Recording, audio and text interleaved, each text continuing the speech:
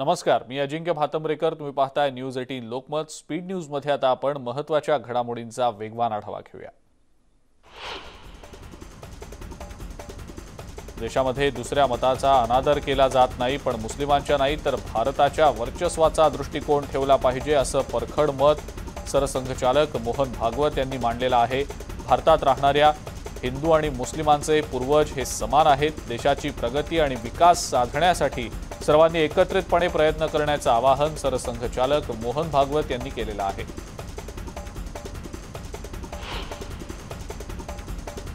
RTO अधिकारी बजरंग खरमाटेंची 9 तास ईडीकडून चौकशी करण्यात आली. बजरंग खरमाटे हे अनिल परब यांचे निकटवर्तीय मानले जातात. परिवहन घोटाळ्या प्रकरणी बजरंग यांना ईडीनं समन्स बजावलेलं होतं.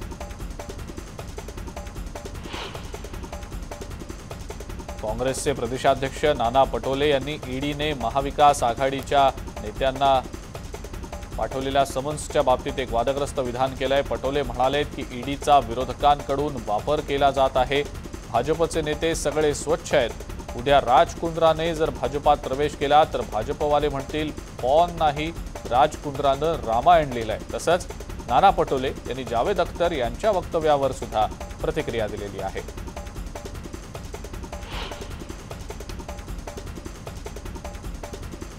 गर्दीला निमंत्रण देणारे सगळे राजकीय आणि धार्मिक कार्यक्रम स्थगित करण्याचं आवाहन मुख्यमंत्री उद्धव ठाकरे यांनी केलेलं आहे. सर्व राजकीय पक्ष आणि संघटनांना हे आवाहन केलं गेलेलं आहे. जनतेचं आरोग्य महत्त्वाचं आहे. उत्सव सण नंतरही साजरे करता येऊ शकतील असंही मुख्यमंत्र्यांनी म्हटलंय.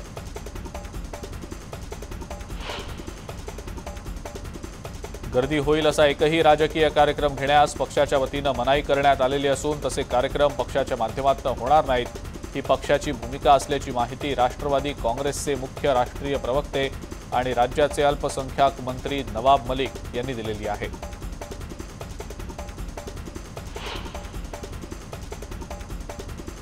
कोकणामध्ये येणाऱ्या चाकरमान्यांना आरटीपीसीआर टेस्ट बंधनकारक नाही अशी माहिती उच्च आणि तंत्र शिक्षण मंत्री उदय सामंत यांनी दिलेली आहे. माझं याबाबतीत 2 जिल्ह्यातल्या जिल्हाधिकाऱ्यांशी बोलणं झालंय आणि त्यानंतर हा निर्णय मी तुम्हाला सांगत असल्याचं सामंत यांनी म्हटलंय. त्यामुळे आता कोकणात येणाऱ्या गणेश भक्तांसाठी हा मोठा आणि महत्त्वाचा निर्णय आहे. दरम्यान गावात आलेल्या चाकरमान्यांच्या तपासणीबाबत ग्राम कृती दलांना आदेश दिलेले असून चाकरमानी आणि गावच्या लोकांनी सहकार्य करावं असं आवाहन देखील करण्यात आलेलं आहे. गणेशोत्सव मंडळांना घरगुती दरानं वीज पुरवठा केला जाईल अशी घोषणा राज्याचे ऊर्जा मंत्री डॉक्टर नितीन राऊत यांनी केलेली आहे. गणेशोत्सव शांततेमध्ये पार पडावा यासाठी नागपुरातील सार्वजनिक गणेशोत्सव मंडळं आणि शांतता समितीच्या पदाधिकाऱ्यांची एक बैठक झाली. सार्वजनिक गणेश मंडळांना अखंडितपणे वीज पुरवठा मिळणार आहे. काही तांत्रिक बिघाड झाल्यास तो दूर करण्यासाठी वीज मंडळाचे कर्मचारी तत्पर राहतील असंही राऊत यांनी सांगितलं.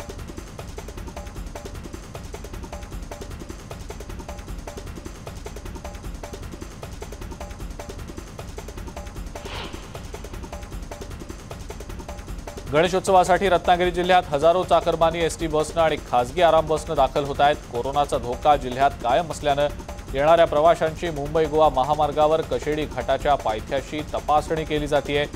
या ठिकाणचे अधिक कडक निर्बंध नाहीयेत, मात्र येणारे प्रवासी कुठून आणि कोणत्या गावात जात आहेत त्यांची कशा प्रकारे तपासणी केली जाते याबद्दलचा आढावा देखील घेतला गेलेला आहे.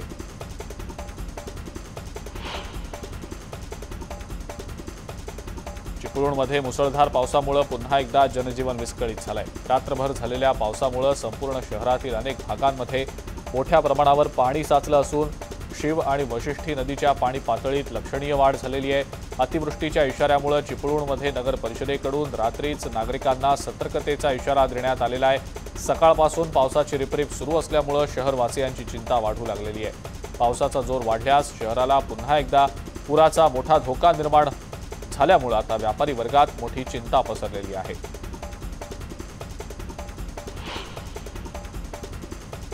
रत्नागिरीतल्या दापोलीमध्ये सोमवारी रात्री अचानक अतिमुसळधार पावसानं चांगलं झोडपून काढलं. दापोली शहरातील केळकर नाका, शिवाजीनगर, नांगरबुडी, भारतनगर, जालगाव या परिसरात सखल भागात अनेक लोकांच्या घरांमध्ये पुराचं पाणी शिरल्यानं जनजीवन विस्कळीत झाल्याचं दिसलं. शहरातल्या रस्त्यांवर 3 ते 4 फुटाचं पावसाचं पाणी साचलेलं होतं। शहरातल्या काही भागातल्या घरांमध्ये पाणी शिरल्यानं मोठ्या प्रमाणात शहरात भीतीचं वातावरण निर्माण होऊन काही काळ गोंधळही उडालेला होता।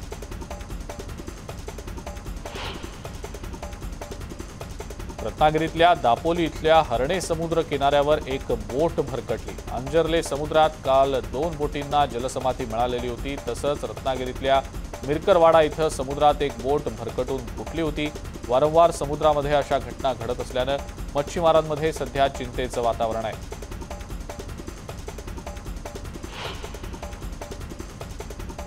वाशिम जिल्ह्यातल्या कारंजा, रिसोड, मानोरा, मालेगाव, मंगरुळपीर सह जिल्ह्यातल्या सर्वच ठिकाणी रात्रभर मुसळधार पाऊस कोसळला। या पावसामुळे सखल भागात मोठ्या प्रमाणावर पाणी साचलंय। काढणीला आलेल्या खरीपाच्या उडीद, मूग तसंच तीळ या पिकांचं मोठं नुकसान झालंय। या पावसाचा फटका कामरगाव परिसरातल्या झोपडपट्ट्यांमध्ये राहणाऱ्यांना बसलेला आहे।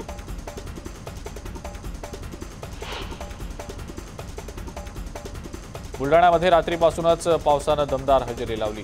जिल्ह्यामध्ये मोठ्या प्रमाणावर पावसाची हजेरी दिसल्यानं शेतकरी सुखावलाय। जिल्ह्यातल्या काही भागांमध्ये विजेच्या कडकडाटासह पावसानं हजेरी लावली।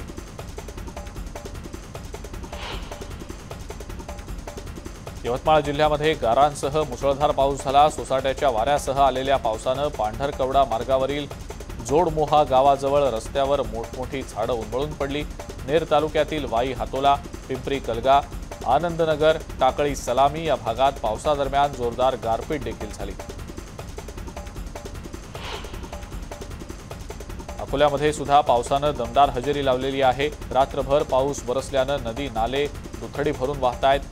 पाऊस बरसल्यानं शेतकऱ्यांना आणि त्यासोबतच शहरी भागातल्या नागरिकांनी देखील दिलासा व्यक्त केलेला आहे। तापत्या उन्हापासून सर्वांनाच काहीसा दिलासा मिळालाय।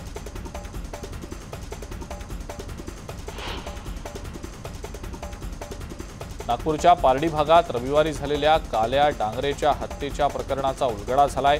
ही हत्या केवळ उधारीचे 450 रुपये परत न केल्यामुळे झाल्याचं समोर आलेलं आहे। 450 रुपयांची उधारी परत न केल्यानं गोट्या दुर्गुडे आणि पियुष पंचबुद्धे यांनी घरात घुसून हत्या केल्याचं कबूल केलंय। काल्या हा सराईत गुन्हेगार होता। त्याच्यावर हत्या आणि हत्येच्या प्रयत्नाचे अनेक गंभीर गुन्हे होते। तो पारडी परिसरामध्ये अवैध दारू विक्रीही करत होता। काही दिवसांआधी मृतकानं आरोपींकडून पैसे उसने घेतलेले होते। त्यातले 450 रुपये शिल्लक होते। त्यावरून मृतक आणि आरोपींमध्ये मोठा वाद झाला।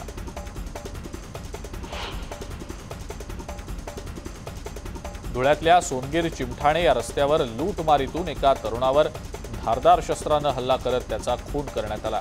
प्रेम सिंग असे या तरुणाचं नाव असून तो बाईकवरून जात असताना त्याला अडवण्यात आलं आणि त्याच्याकडील पैसे हिसकावण्याचा प्रयत्न केला गेला। यावेळेला झालेल्या झटापटीमध्ये प्रेम सिंग यांच्यावर वार करण्यात आले, ज्यात त्याचा जागीच मृत्यू झालाय। या प्रकरणी शिंदखेडा पोलिसात गुन्हा दाखल करण्यात आलेला आहे। छत्तीसगडमध्ये 5 माओवाद्यांनी पोलिसांसमोर आत्मसमर्पण केलंय। दंतेवाडासह दंडकारण्यामध्ये हे 5ही माओवादी सक्रिय होते।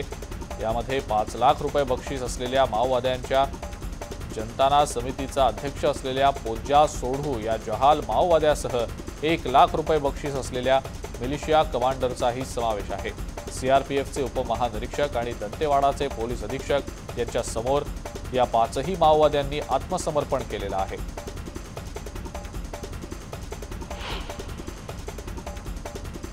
मुंबईमधल्या लालबाग आणि परळ या भागांमध्ये अनेक प्रसिद्ध सार्वजनिक गणेशोत्सव मंडळांच्या बाप्पाच्या दर्शनासाठी लाखोंच्या संख्येनं गर्दी होत असते। यंदा मात्र कोरोनामुळे भक्तांना प्रत्यक्ष मंडपात जाऊन दर्शन घेता येऊ शकणार नाहीये।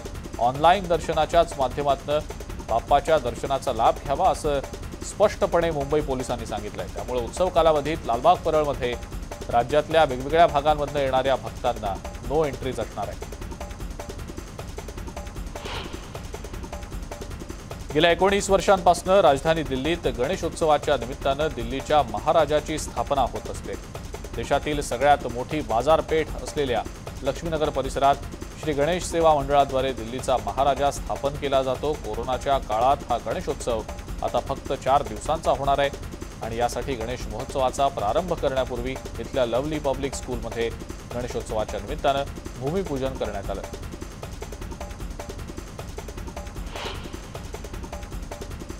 श्री गजानन हे सांगलीचं आराध्य दैवत असून सर्व धर्मियांचं ते श्रद्धास्थान आहे।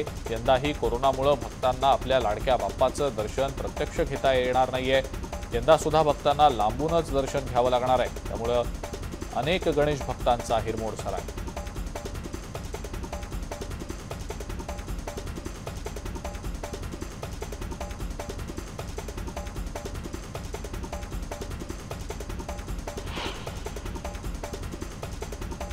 स्पीड न्यूज मध्ये वेळ झाली एका ब्रेकची। बघत रहा न्यूज 18 लोकमत।